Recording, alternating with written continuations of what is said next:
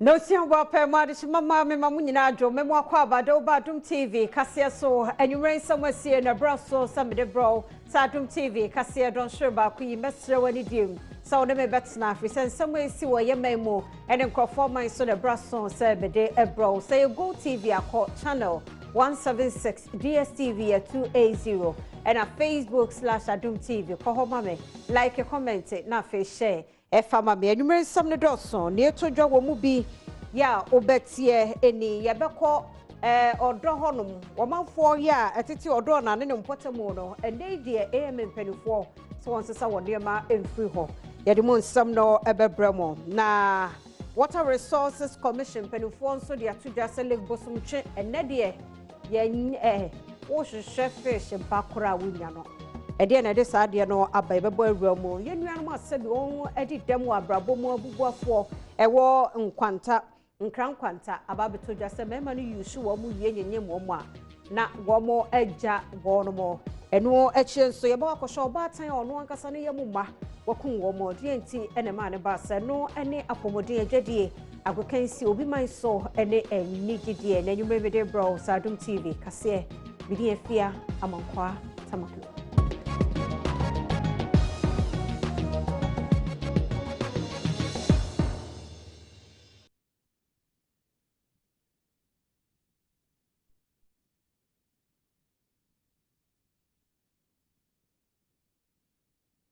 Yamwa ba fe yenya brena yentie said and some nature more ankasa etie belagidi glow e watermama here ababeto dwase obatan wono ankasa ne ma memu mienu ene ne wayi won mo afri asase eso a ye hwesa na dwo betumi ada ana set se ne enya no ne de bebo awura yensam foforo mu kura na scotters a won mo ete odo eye kole lagoon potamu ho ewo enkran wo mo abobobo mo sese ewo gata no ano no ene di Accra Metropolitan Assembly no ama wo mo don hwe aduanan enwoche se won sesa won ne manyina mfafiri ho fri se bre no so se mpanifo ete sa ekanemu na nsuo to kakra bi a eyiri se niema ene niema bi ekokoso ho no abrase Adom TV kase etwaso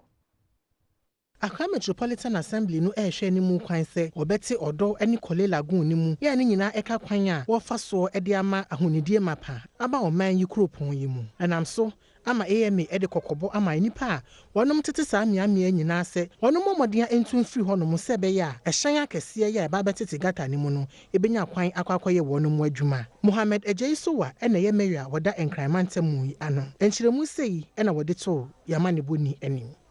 We are dredging the Odo and the Kole Lagoon for the next 2 years, and people are continuously building close to the drain, and we are unable to get the buffer for the heavy-duty equipment to navigate and to be able to dredge. This is done every year, and they are fully aware of it. So we came here to remind them that, that they are supposed to remove their structures along the banks of the Odo within the next 48 hours or face eviction by next week. So that's the essence of the exercise. Eno nanche no environmental task force a wonom ehye AM nase ahyase a wonom de emre bi egu akwam a wo hwe ama enipa a obebu mra so no obetimi atwe wonom aso na bra wonom ekonto abo ewo miame a wo ba betete sa gatasi mu bie no enipa bia na wonom enhye face mask no ye hye wonom ema wonom etete gatasi ni mu meyo e de atudwa se sa dwumadi a wahyase no yetie bia no wonom ebeto aso. And then the effort also by the military, the police, and all the assemblies within Accra,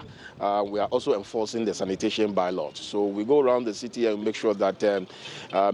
wherever we find filth there, we compel the person to make sure that you clear the filth. Failure to do that, our environmental health officers will issue summons to you to face prosecution in court. In addition to that, we are also enforcing the wear your nose masks. And you could see heavy presence of our military men around who are compelling people who are coming into the city to make sure that you wear your nose masks. This is an action that we started about 2 weeks ago. We are in our 3rd week of doing so, and we'll continue to do so. Currently, we are moving to Circle. From Circle, we'll move to Teshi as well, and some parts of Accra. Twaso na yankwapo ye mantam no emu na edwa ahodo akese wo apoye mantem mo no mpanifo ebefri ase na wono ayiyi hono mu ni nyina no eyeko ayede tia COVID-19 na ne ho ensensem eye selling centers anasa miamia ahodo ayedi dwa 246 no mpanifo afri ase a wo mu spray hono mu nyina se be ya mmoa bi ewo ho a COVID impo ka ho bia yebetu ase Adom TV kase edeba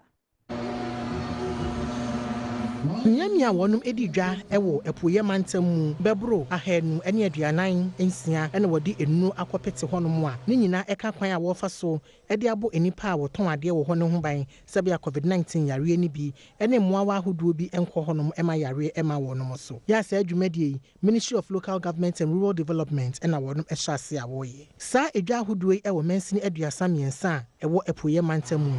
Isaac Ampel Jesse ene ye mensini krachia owo New Drabin South. Oni amani boni etwetwenko. 3 months ago, a similar exercise. Of course, we did that on a Saturday, okay? And sensitization, course to say the way, a course of pepe. And miniano, make us say a good job has been done. We are going to fight against coronavirus. A national exercise. This particular exercise, as I speak to you now, me know what I say. The beer market beer Eastern region has say and the year spray. And you starting as early as 4 a.m. Yakobe beer, all the market centers. Yes, spray. Ejedifo bi editu da se ebra wonom ede enu ebe pete edwa no so no enya ade a eboa wonom kura enchiremu sei ena wonom editu dwa almost say my enne no amba be spray jana eya hamanachi 4 o'clock e dey amaye until by 9 to 10 ne e bia amaye na ya kwosega e dey asipo enti na amaye timi enya ho ne akototo nyama be sick date na ti say yenso ye bie yenya ne ya kwosega afede ye baye mu masa afe na 9 to yes spray genu eno ho no na nyeta say aye ya adwuma kase ye nti ase because I don't know say nyama e baye spray na e dey jade akwaso nyina say dey me yo say dey ye ni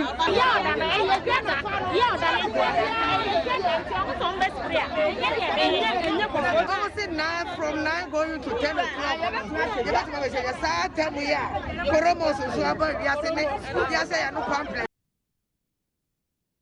Adom TV kase na aguso a wo hwe no Facebook/Adom TV wo ko ho like na wo comment ya share be ye da boafo bi ka ho na kase no ba bi a wo bia wonya kwan a hwe ye kwaje nkra so ye ba e betwa so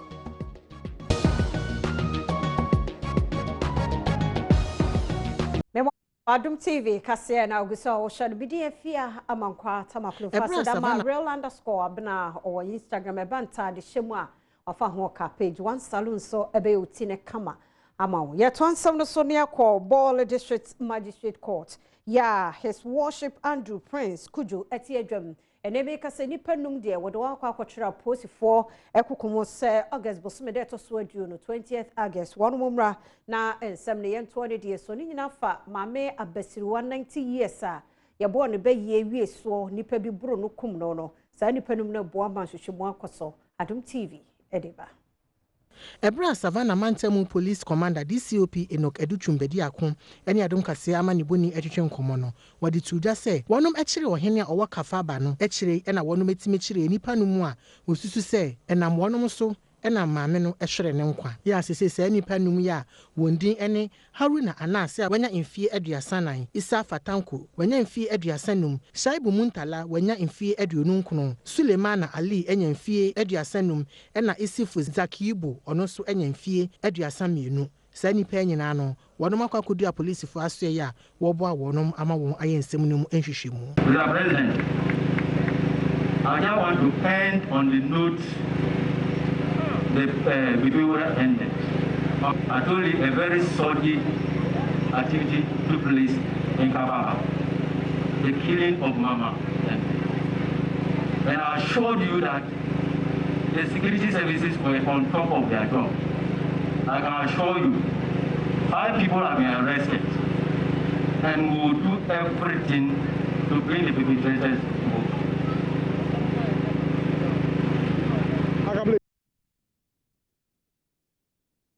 Yantua Kasiano so na yemfi bono na yemransam fofromu dia na Water Resources Commission penifo aye hwehwemu wo lake bosomtwe abehunu se enedie wo pefish bakura ma watetena mana nyina beye fish kese bi no wache arekora hu akwatwe ni nyina no eye nipa yensu ne ebanya yede akọ ensuo ni mu yese no eye ne ne ye penti muano mpo womtimi ntena nsuo ni mu na nkampese wo manyini na eso abaye mfaso ensam yi na wokuda nchembo edeba Sawusha lake bosomtwe kane na ne fe ene ho akono na ene eso atekra ehwehwemu kura ababeda di se enam asoto beye edu na ewo mu no ene eso ate amana kaba miensa pe obapa abena dufie redu breman eye senior basin officer nipa ko ensuo no ma omunya enam a omuhia edi afidi omuho anaso omaton anya sika afimu if it's a pressure aba ensuo no dodo no eso ate ana afesu pollution so ekọ ensuo no esan say ensuo no ho no yadodo ho ensuo ta atwinwura bebre ene anwea bebre ekobu ensuo no enura yede gugu yemfudie no so ene ade ne nyina so esone ebegu ensuo no mu ekunkunkunkum emu emmowa Asante Hene Land Restoration Project eye dwumadi amanhia ene Ohene ba Poku Foundation akomo abomu se saa wo hawa ekoso ewo Lake Bosomtwe honom won besesa ne nyina Owura Frederick Sapon eye coordinator na Asante Hene dwumadi no ejina niema miensa so edi kan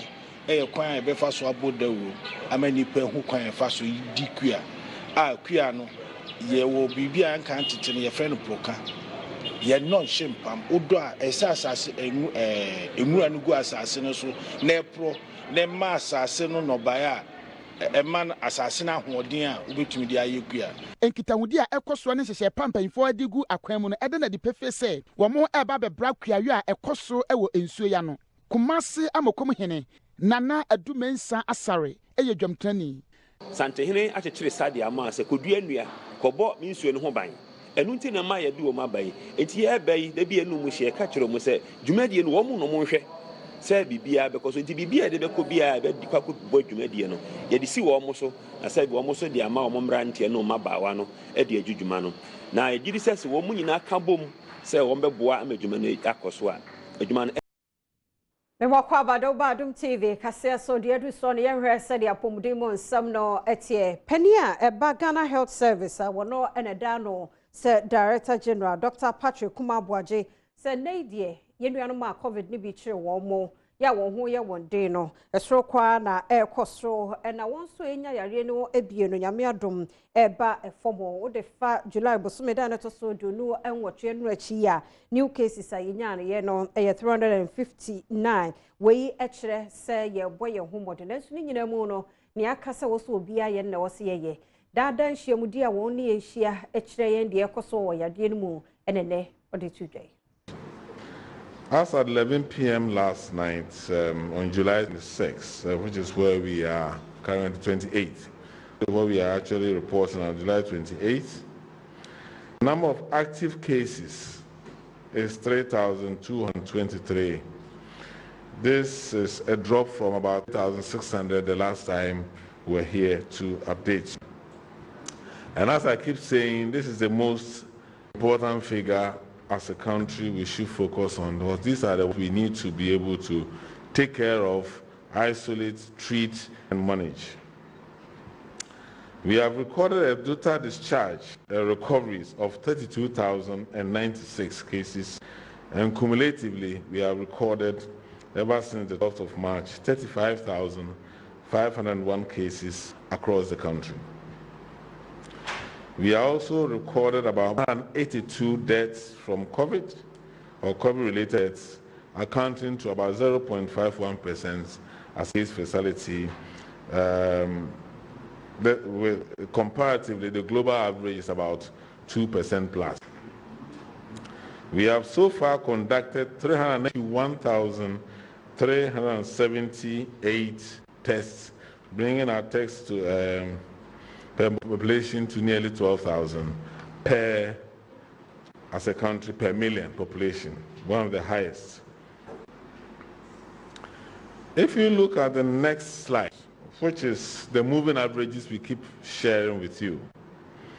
We're also talking about,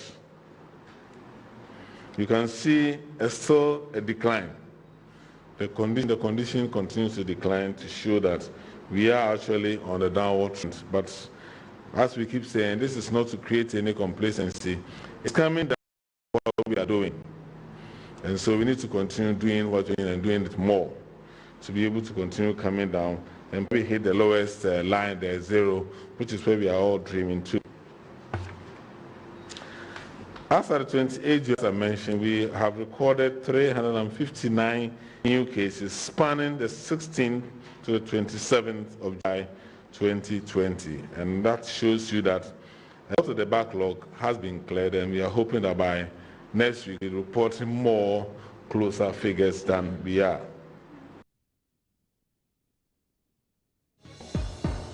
Yɛhwɛ sɛdeɛ adwadeɛ mu nsɛm no ɛteɛ na adwakuo foforɔ a wɔn ate a ne din de Traders Advocacy Group Ghana kane na the Greater Accra GUTA ɛnɛ deɛ wɔn mo ate wɔn ho anaasɛ yɛ didin foforɔ ɛna aba yɛ ekuo wei no ɛkasa ma adwadukuo ahodoɔ no nyinaa nsɛntwɛfo nhyiamdi a wɔyɛ yɛ akwadwa amoaten yɛ wɔn ɛna yɛ President Dwamtenene Dema Advocacy Group Ghana wɔte wɔn mo adwam na sese wɔkyerɛ sese National GUTA no deɛ wɔwate wɔn ho ɛde afrim.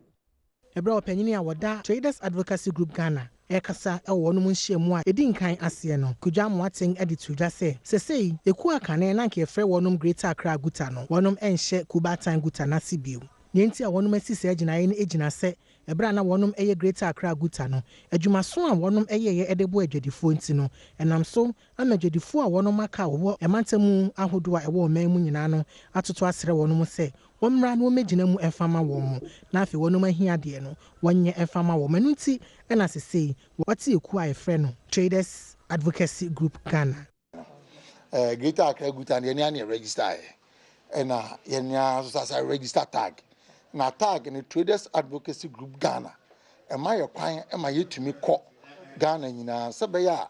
Jumedia, ye diboa Greater Accra for no. And ne, ye bit me di Ghana manina, and impo a yasaf and engine. On the Ghana Hanamo, a dreadful for quite also chain teachers. And the teachers minimum crowd, minim nagrat, and I'm nim concern. It is a dreadful a dawson. Ne kuba akopɛ na wo man mu kasama wo ma waye bi obwa baabi a ne mfisa eti no Traders Advocacy Group abeka ho sɛ ne be ya edwadifo ha wa dɔɔso no eni sɛ de edwadifo dɔɔso no yeso ye boboa edwadifo bi a wɔn makodom Traders Advocacy Group Ghana nso ɛkyerɛ mfasode ahodoɔ a efiri sɛ wɔkodom ekuo no wɔnom enya ɛnema bebre ne yafam ba sesi a no yɛnka de atwam yɛka de yɛ hu sesi a no because ɛyɛ nwanwa me kra me te say yes ye the media bi ate say na me be register na ye me nwanwa because me oguta mu de dada ye call Grand View ye call Opera Square ache enye nne ye tu kwan ye ni mo na ye hu ye nti na se bibia ba say ya na ye timi atake ye data na se me call bank na me timi de me data we no ekyere e me timi ma me loan na e betimi aboa me ama me nso madwuma me ye na makwani mu me hu GUTA 30 years bia mo a man te hwe o mo pre mo enti na me kacha me nua no dwadifo mo wotudu makola pantamanto sinwa ne baabi atama o mo nyina me dene na mo hwe na ma pa na ye benefit wo ha no na mo so benefit bi yeguso aye wadwede mo ensam na Oxfam Ghana wonwa ye nyame so ade na ye make say 100,000 Ghana cedis for the National Commission for Civic Education so wonye okwaso anase da uba won mo ebo wo omaimu tichu wo COVID kwan so no wonyi sesike no fa eni dwuma Adom TV edeba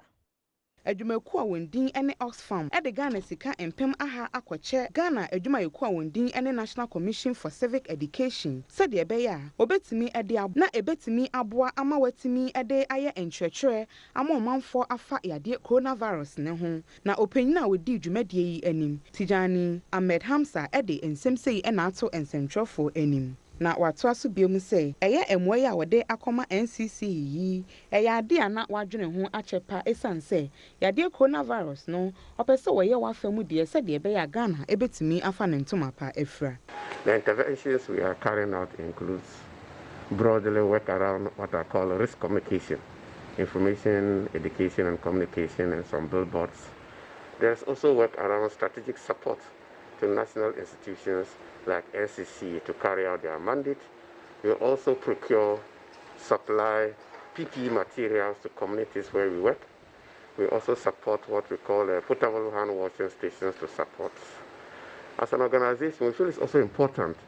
to support in areas of food delivery to aged and vulnerable people. We do have an influencing mandate in Ghana, so that means that some of our programs will go into what we call gendered socioeconomic analysis of the impact of COVID, especially on the poor.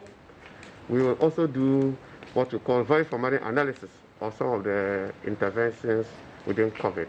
And we all know that Ghana government has to turn out a new fiscal policy to respond to the COVID crisis. We'll do some work in that particular direction. There is no Mavis a man of fire lady. They are good year some etwaso.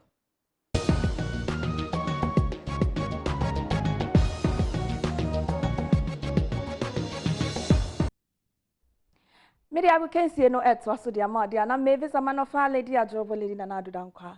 Ekufu adonere papa bi on the airwaves asida enkoma Menes Beauty Palace wono na yemiti kama edema me energy TP so asida enkoma musema mamentuma kama na Abicus Creations esoso edwudwa me styles na me konsem no mudia na encheye eri enra de ya na GF for Ghana Football Association woma pawu nipekuo bi se womo enda eye committee a friend ad hoc eye compensation committee se womo ene be hwe se wo sikasema a womo de be ma eye mpanyifo a omo ye adwuma esco no edema eye the Ghana Football Association no ra Frederick Mo won na CEO edema eye Accra House of Folk wono se wagye atomo ra pa ma se wonyin tumo yenkoti ora eye Frederick Mo.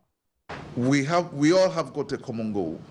We all want football to be better than it is or has been. Right? We all knew when Ghana was playing, or some of us, the older ones among us, knew when Ghana was playing in African Cup and we were winning. Right? We knew when Haas was playing and we were winning.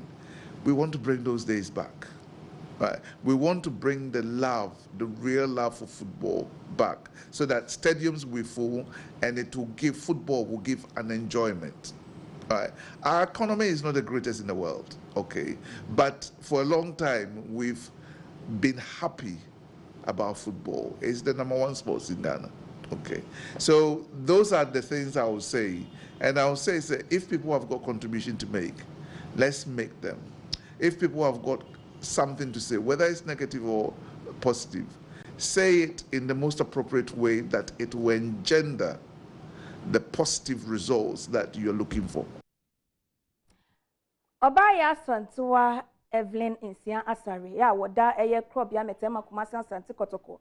Board members no wababa kupa wada womuntem na anu ade eko eye nimpeso so se woko akwa register na woko eye na Adom TV ye twiben no efutu a wode ama mpanyifo se eye nkran wo ye talent a wo talent no ye momodia emwa wo se ne be ya de wo mu no wo so betimi ade pie abeboa oman Ghana. At least in say football dim funtu eba ekrobie mu enti mechini kakra ma ye education ma mo hu say obia wonim bobo nyame adaroma ye wo ma team emema de wo ho obia wonim bobo no or reach out to us ye be born because any obia na e born so me teacher ni obi o ha ye so me tu mreka enti enye football for kra na ye hwehwe wo mo obia o tu mreka bo volleyball bo handball o tu mfo de adwuma na ma ye no o ka kire say community no so agudie bia ye be ya ma na boa wo mo no ye mwa enti ya baha obia wo talent a ye be pese ye be boa no e de na ko Ashanti region na fe ya hwese kotoko be ma nipa cross ama na ko nenim nti eye mpuntu nti e na ene e ma be pie ha se me register wa ha na ma chirechire ne memu kakra e de a chire me kro manfo amoma se nyame de udru ba bia aya na ofi me de to me so bokra no na ubepie mu a eye yenko ekutukubo mu abrantie former lightweight champion Manuel Game Boy wode ato Adom TV enim se wono kra enkane no no ekro no teche ekromfo ankasa ache se no ya amro bankasa so ene boxing ti wasesa puano masisa like bidie ewo kolie na nsuo tosi a edi rubber ni no maba mpuano nso mekwa akosise bi na mekwa akotono ama omo ton dokun ni noma because omo di rubber no sheja na ase etore bia na my sister dua ni noma ibe hozo won po anu be wie amanfo nam ni noma obe una ya bomi enti like omo won po anu dia bebre nim etore bia mitimi ko kromo na ya chime na ya bomi amanfo etore bia me share akọ fufa on na omo humio na ayese nyamia yi sa mas ni wo menim enti omo humas foforo enti de bia mi appreciate de nyamia ya ma mi da nyamia se enti mayebi ma try mayebi Ensem kakra eboaboa no ewa kensi ma Sergio Manucho wono ene ye mi producer papa na editor papa so Martha ne director McBride ne Eric Donko no mo enyina ebo mechidom ema me de ebrewu no still maybe Savannah Far Lady adorable lady na Nadu Dankwa Ekufo Adonere papa be on their waves Mrs. Efia Amankwa Tamaklo e de aka no ebro first and